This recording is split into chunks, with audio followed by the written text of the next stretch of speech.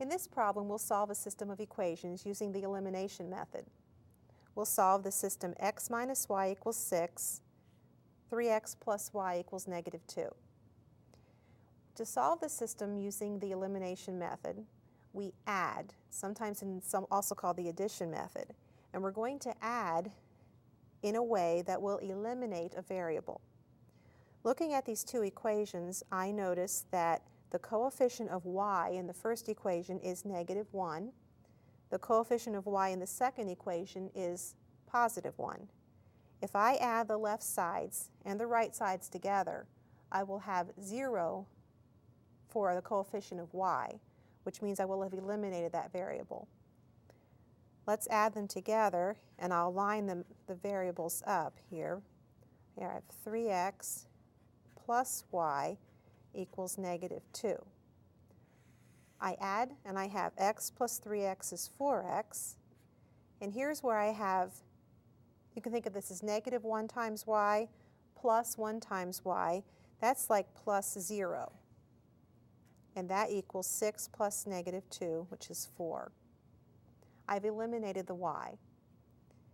This gives me 4x equals 4. Dividing both sides by 4, I have x equals 1. Now I haven't solved the system yet. I've only found the x, and I need an x and a y in ordered pair.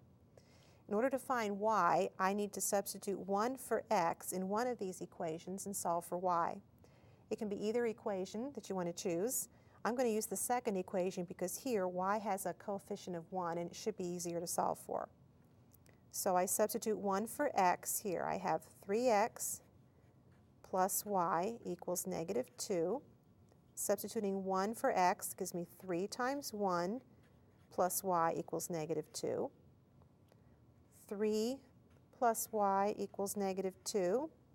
Subtracting 3 from both sides, I have y equals negative 5.